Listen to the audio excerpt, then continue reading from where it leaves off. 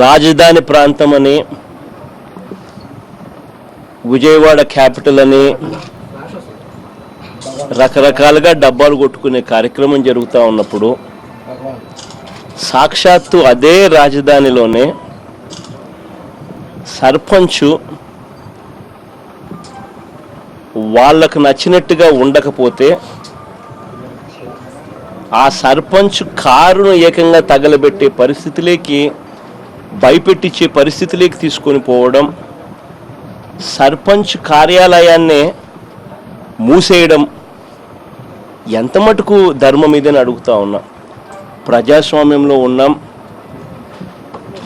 పోలీసుల దగ్గరికి పోతే తన్ని కేసులు పెట్టాల్సిన పోలీసులు కేసులు పెట్టరు, అరెస్టులు జరగవు.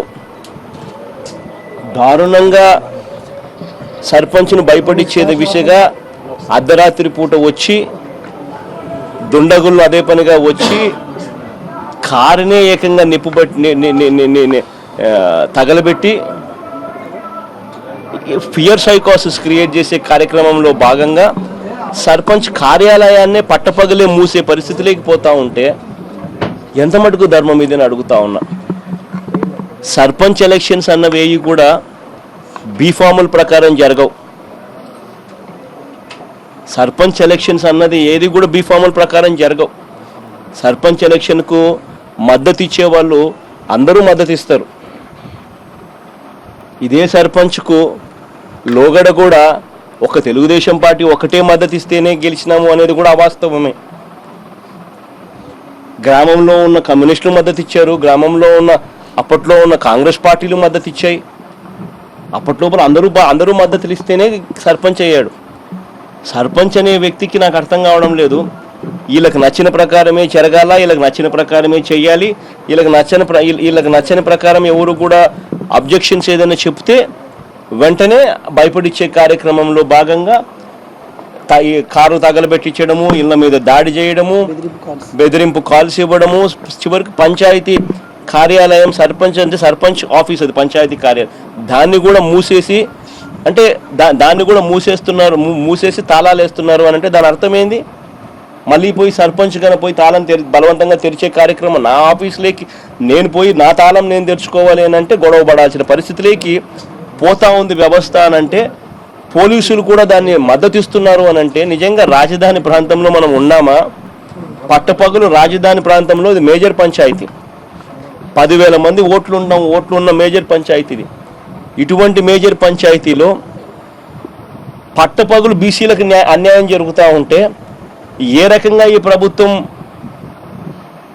పేదవాడికి తోడుగా ఉంది అని చెప్పి, ఏదవాడి బీసీలకు అండగా ఉందని చెప్పి ఏ రకంగా చెప్పుకోగలదని నేను అడుగుతా ఉన్నా.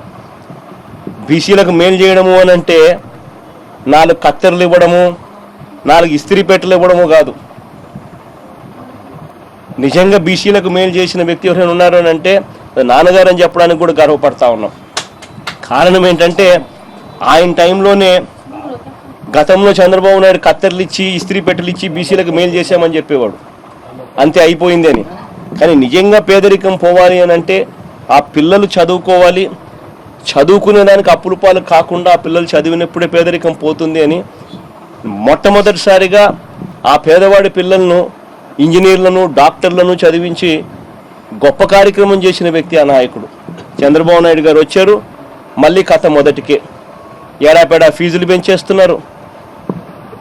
ఫీజు రీఎంబర్స్మెంట్కి ఇవ్వాల్సింది మాత్రం అదే 30,000, ఫీజులు చూస్తే ₹1,00,000. మిగిలిన ఫీజులు కట్టుకునే దానికి అప్పుల పాలు కావడం, మళ్ళా కథ మొదటికి వచ్చింది. అంతటితో ఆగిపోలేదు. సామాజిక న్యాయం, సామాజికంగా పేదవాడికి తోడుగా ఉండే కార్యక్రమం. వాళ్ళకు నచ్చకపోతే ఆ సర్పంచ్ ఇళ్ళ మీద దాడులు చేయడం, కార్లు తగలబెట్టడం, పోలీసుల దగ్గరికి పోతే న్యాయం జరగకపోవడం, కేసులు పెట్టకపోవడం, చివరికి సర్పంచ్ అనే మనిషి తన కార్యాలయానికి పోవాలనంటే యథేచ్ఛగా కార్యాలయాన్ని లాక్ చేసి తాళం వేసేసి రెచ్చగొట్టే కార్యక్రమం. అంటే ఇంక తాను పోయి నా కార్యాలయంలోకి నేను ఎంటర్ కావాలి అని అంటే తాను బలవంతంగా అక్కడ ఉండి తాళం తీసేయిస్తే గొడవ. అంటే ఏం చేయాలని? రాజధాని ప్రాంతంలో పోలీసులను వాడుకుంటూ ఇంత యథేచ్ఛగా దౌర్జన్యాలు చేస్తూ ఉంటే ఏం చెప్పడానికి ఇది నిదర్శనం? అదే కార్యక్రమం వాళ్ళు చేస్తూ ఉండేది. ఇదే సర్పంచ్కి ఏం తోడుగా మనోళ్ళందరూ వీళ్ళంతా కూడా పోయి రామచంద్రరావు దగ్గర నుంచి పాఠశాల దగ్గర నుంచి వీళ్ళందరి దగ్గరికి అందరూ పోయి కూడా ఇదే గ్రామంలోనే మెజారిటీ ఇదే గ్రామంలో సర్పంచ్ కోటేశ్వరరావు గెలిచినాడు. ఇదే గ్రామంలో వైఎస్ఆర్సీపీకి 1400 ఓట్లు మెజారిటీ వచ్చినాయి. 1400 వైఎస్ఆర్సీపీకి 300 రూపాయలు మెజారిటీ 300 ఓట్లు మెజారిటీ వచ్చినాయి. ఇంతేనా? అసెంబ్లీ ఎలక్షన్ 900 మెజార్టీ వచ్చింది. అసెంబ్లీ ఎలక్షన్లో ఇదే గ్రామంలో 900 ఓట్లు మెజార్టీ వచ్చాయి. అంటే దాని అర్థం ఏంది అంటే ప్రజలు ప్రజాస్వామ్యంలో ఓటు హక్కును వినియోగించుకునే అవకాశం కూడా కలిగించుకోకుండా దౌర్జన్యంగా ప్రజలకు డెమోక్రసీని దూరం చేసే కార్యక్రమం ఇదే చెప్తా ఉన్నాం. ఇదే పద్ధతి కొనసాగితే మాత్రం చూస్తూ ఊరుకోమని మాత్రం గట్టిగా చంద్రబాబు నాయుడు గట్టిగా చెప్తా ఉన్నాం. 3 ఏళ్ళు అయిపోయింది. చూస్తూ ఇంకా 2 ఏళ్ళే ఉంది.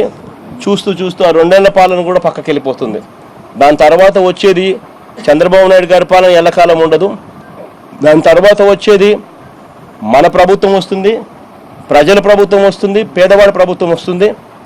ఖచ్చితంగా చంద్రబాబు నాయుడు గారిని బంగాళాఖాతంలో కలిపే రోజు కూడా త్వరలోనే ఉందని మాత్రం గట్టిగా చెప్తా ఉన్నాం. ఇటువంటి అన్యాయమైన కార్యక్రమాలు జరుగుతూ ఉన్నప్పుడు పట్టపగలు ఒక సర్పంచ్ను కారు తగలబెట్టించి సర్పంచ్ కార్యాలయంలోకి సర్పంచే వెళ్ళకోకుండా తాళాలు కూడా లాక్ చేసే పరిస్థితిలోకి వ్యవస్థను తీసుకొని పోవడం చాలా దుర్మార్గమైన పని. వెంటనే చంద్రబాబు నాయుడు గారు నిజంగానే సిన్సియారిటీ ఉన్న వ్యక్తి అయితే వెంటనే ఈ చర్యలు తీసుకున్న వాళ్ళకు ఒక రైట్ మెసేజ్ ఏదైనా పంపించాలనుకుంటే వెంటనే చర్యలు తీసుకున్న వాళ్ళని రోడ్డు మీద కొట్టుకుంటా ఈడ్చుకుంటా పోయి పోలీస్ స్టేషన్లో పెడితేనే చంద్రబాబు నాయుడు గారు కాస్తో కూస్తో కొద్దో గొప్ప బలహీన వర్గాలకు కొద్దో గొప్ప కనీసం తనకు తెలియకుండా జరిగిందని చెప్పుకునే దానికి అవకాశం ఉంటుంది. ఒకవేళ అలా చేయకపోతే మాత్రం చంద్రబాబు నాయుడు గారు రాబోయే రోజుల్లో తూతూ మంత్రంగా ఏదో చేశామన్నట్టుగా ఏదో మళ్ళీ పౌడర్ కోటింగ్ పోసి ఏదో కేసులు అంటే పెట్టామన్నట్టుగా ఎవరి మీద ఎటువంటి స్ట్రిక్ట్ చర్యలు తీసుకోకుండా ఇడిచిపెట్టే కార్యక్రమం చేస్తే మాత్రం చంద్రబాబు నాయుడు గారు బంగాళాఖాతంలో కలిసిపోయే రోజులు త్వరలోనే ఉన్నాయి. ఏదైతే చంద్రబాబు నాయుడు గారు బీసీల మీద ఏదైతే తాను చేస్తా తాను బీసీల వల్లే తాను గెలిచాను అని చెప్పి ఏదైతే చెప్పుకునే పరిస్థితిలోకి చంద్రబాబు నాయుడు పోయాడు, అదే బీసీలు తిరగబడితే ఎలా ఉంటుందని కూడా చంద్రబాబు నాయుడుకి అర్థమయ్యే పరిస్థితి కూడా వస్తుంది. రాబోయే రోజుల్లో మీరు అన్నారు ఈ పార్టీ అధికారంలో వస్తుందన్నారు కదా సార్, ఈ నేపథ్యంలో ఇంకా పార్టీ మరి చాలా మంది ఉంటారు మీ దారికి వచ్చేవాళ్ళకి, వారందరికీ హెచ్చరికలు అనుకోవచ్చా? టీడీపీ చేసే హెచ్చరిక అసలు ఏ రకంగా కోటేశ్వరరావును తెలుగుదేశం పార్టీ వాళ్ళ మనసు అని చెప్పుకోగలుగుతుందో నాకు అర్థం కాదన్నా. ఏ రకంగా చెప్పుకోగలుగుతుందంటే బీఫామ్ వాళ్ళ బీఫామ్ మీద గెలిచినాడా? సర్పంచ్ వాళ్ళ బీఫామ్ మీద గెలవకపోయినా కానీ వాళ్ళు చెప్పిన ప్రకారం చేయకపోతే భయపడిచ్చేయడమేనా? కారు తగలబెట్టేయడమేనా? సర్పంచ్ కార్యాలయం పోనీకుండా చేయడమేనా? అసలు ఏ రకంగా కోటేశ్వరరావు మీద ఏ రకంగా ఓనర్షిప్ తీసుకుంటారు? ఎలక్షన్ లో గెలవడానికి కూడా కారణం మా మావయ్య గారి మంచితనం ప్లస్ కోటేశ్వరరావు అంటే బ్యాంక్ లో అప్రైజర్ గా చేస్తున్నారు. ప్లస్ ఏంటంటే మాకు బంగారు కొట్టు 19 సంవత్సరాలు కంప్లీట్ అయిపోయి 20వ సంవత్సరం రేపు ఆగస్టు 15వ తారీఖుకి మాకు 20వ సంవత్సరం వచ్చిందండి గోల్డ్ షాప్ పెట్టి. ఆ బేసిక్ మీద కోటేశ్వరరావు గారికి అందరూ ఓట్లేసి ఎలక్షన్ లో గెలిపించారే కానీ ఎవరు మద్దతు ఇవ్వలేదని చెప్పట్లేదు. కాకపోతే ఏంటంటే ఆ మంచితనం మీదే మేము ఓట్లలో కూడా 1400 మెజార్టీలో గెలిచామండి. అది మెయిన్ ప్రాబ్లం. మా మావయ్య గారి వల్లే మేము వచ్చామండి. ఇదే గ్రామంలో మళ్ళీ ఎమ్మెల్యే ఎలక్షన్లకు వైఎస్ఆర్సీపీకి మెజారిటీ వచ్చిందంటే దాని అర్థమైంది. ఏ రకంగా ఓనర్షిప్ తీసుకోగలుగుతారు? ఇంత దుర్మార్గమైన పాలన జరుగుతూ ఉంటే చంద్రబాబు నాయుడు అనే వ్యక్తి ముఖ్యమంత్రిగా ఉండి రాజధాని ప్రాంతంలో మేజర్ పంచాయతీలో ఇటువంటి కార్యక్రమం జరుగుతూ ఉన్నప్పుడు చంద్రబాబు నాయుడు కనుసన్నలోనే ఇది జరిగింది అని చెప్పడానికి నిదర్శనం ఇదే కదా. చూస్తూ ఊరుకోవడం. పోలీసులు ఎంతమందిని అరెస్ట్ చేసినారు? ఈ ఇన్సిడెంట్ జరిగి 3 రోజులు అయిందా? ఈ ఇన్సిడెంట్ జరిగి 2 రోజులు అయింది. ఇంతవరకు ఒక్క అరెస్ట్ జరగల. ఇంతవరకు ఒక్కరిని అరెస్ట్ చేయలేదు. దాని అర్థం ఏంది? పైగా అరెస్ట్ చేయకపోగా ఈరోజు నువ్వేం చేస్తావో చూస్తావు అన్నట్టుగా పంచాయతీ కార్యాలయానికి ఈరోజు తాళం వేసినారు. అంటే దాని అర్థం ఏంది?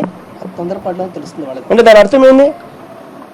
చంద్రబాబు నాయుడు సమక్షంలోనే అరెస్టులు జరగకపోగా కారు గాలిసి భయపెట్టించి అరెస్టులు చేయకపోగా కార్యాలయాన్ని కూడా లాక్ వేస్తా ఉన్నట్టు దాని అర్థం ఏంది? చంద్రబాబు నాయుడు తెలియకుండానే జరుగుతారా?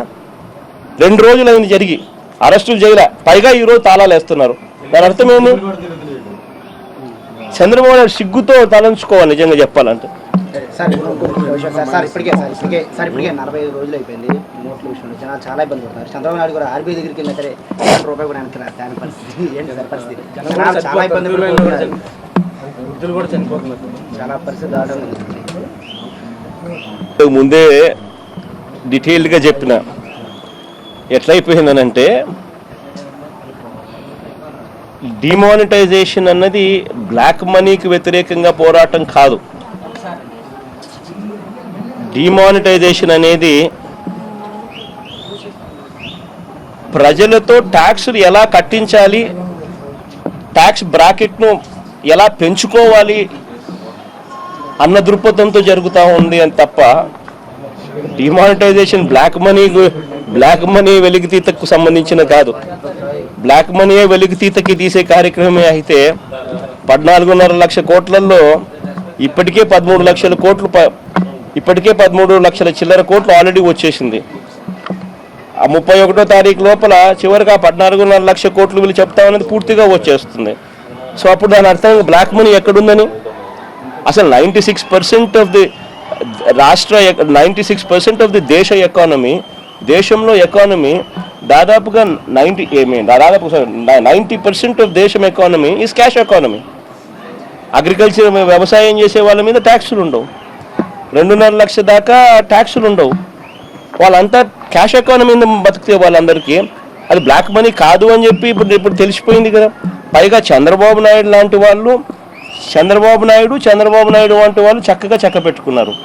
ఆయనేమో చంద్రబాబు నాయుడు గారు కరెక్ట్గా ఇన్ఫర్మేషన్ రాకముందు 2 రోజుల ముందు చక్కగా హెరిటేజ్ షేర్ను 199 రూపాయలు ఆయన ముఖ్యమంత్రి అయ్యే నాటికి 900 రూపాయలు 2.5 సంవత్సరంలో పెరిగిన రేటు, చక్కగా 900 రూపాయలకు చక్కగా హెరిటేజ్ షేర్లు అమ్మేసినాడు. కరెక్ట్గా 2 రోజుల ముందు డిమానిటైజేషన్ అనౌన్స్మెంట్కి 2 రోజుల ముందు ఎలా చేయగలుగుతారండి? పైగా నువ్వు, మీ పేరు ఏం పేరు? పైగా సాయి, నువ్వే నరేంద్ర మోడీకి ఒక లేఖ రాయగలుగుతావా? ఏమన్నా ఇక్కడ ప్రపంచంలో భూములు లేవు, మన చంద్రమండలంలో ఇల్లు కట్టుకుందాము అని చెప్పి నువ్వేమన్నా ఒకవేళ నీకు అట్లాంటి ఆలోచన వస్తుందా? అట్లాంటి ఆలోచన ఏదైనా వచ్చి నువ్వు మోడీకి లెటర్ రాస్తావా? రాస్తే మోడీ నేనేమనుకుంటాడు? పిచ్చోడు అనుకుంటాడా? కరెక్టే కదా, పిచ్చోడు అనుకుంటాడు కాబట్టి నువ్వు రాయవు కదా. కానీ చంద్రబాబు నాయుడు గారు మాత్రం కాదు, ఖచ్చితంగా ఇది చెయ్యాలి అని చెప్పి, డిమానిటైజేషన్ చెయ్యాలి, నోట్లు తీసేయాలి అని చెప్పి లేఖ రాసినాడు. అంటే దాని అర్థం ఏంది? ఇన్ఫర్మేషన్ ఆయనకు ముందే తెలుసు కాబట్టి ఇది ఎలా జరగబోతుంది కాబట్టి క్రెడిట్ తీసుకోవాలనే ఉద్దేశంతో రాశాడు. రాసిన తర్వాత పథకం కన్నా బ్రహ్మాండంగా జరిగింటే, ప్రజలు మెచ్చుకునే పరిస్థితిలో జరిగిందంటే క్రెడిట్ నేను లేఖ రాసినా కాబట్టి వచ్చిందని చెప్పి క్రెడిట్ తీసుకునేవాడు. బాగా జరగకపోతే మోడీ బ్యాడ్, బాగా జరగకపోతే మోడీ, బాగా జరిగింటే చంద్రబాబు. కానీ మొత్తానికి ఏమో జరిగింది, తప్పేంది అని అంటే పూర్తిగా చంద్రబాబు నాయుడుకు తెలిసి జరిగింది, చక్కబెట్టుకున్నాడు. చంద్రబాబు నాయుడు లాంటి వాళ్ళు చాలామంది కూడా చక్కబెట్టుకున్నారని ఇన్కమ్ ట్యాక్స్ రేట్లు ఇప్పుడు అర్థమవుతూ ఉన్నాయి. ఒక్కొక్కరి ఇళ్లలో కోట్లు 400 కోట్లు, ఒక్కొక్కరి ఇళ్లలో కోట్ల రూపాయలు డబ్బులు దొరుకుతున్నాయి, కొత్త నోట్లు ఒక్కొక్కరి ఇళ్లలో. ఇన్కమ్ ట్యాక్స్ రేట్లు జరుగుతూ ఉంటాయి. బీదోడేమో లైన్లలో నిలబడి 2,000 రూపాయలు తెచ్చుకునే దానికి సరిపోతా ఉన్నాడు. ఇది పరిస్థితి. ఇంత దారుణంగా ఉద్యోగస్తులు కానీ, బీదోడు కానీ, రైతు కానీ, చిన్న షాపులు పెట్టుకుంటా ఉన్న పేదవాడు కానీ బతుకుతూ ఉంటే కోట్ల రూపాయలు చంద్రబాబు నాయుడుకు సంబంధించిన ఇటువంటి వ్యక్తుల దగ్గర చాలామంది కోట్ల రూపాయలు దొరుకుతూ ఉన్నాయి. ఏమి డిమానిటైజేషన్? బ్లాక్ మనీ మీద పోరాటమా, లేకపోతే పేదవాడిని ట్యాక్స్ బ్రాకెట్లోకి తీసుకొచ్చి ట్యాక్స్ బ్రాకెట్ పెంచి పేదవాడి చేత ట్యాక్సులు కట్టించాలని ఆరాటమా? నిజంగా చేసేటోళ్ళకి అర్థం కావాలి.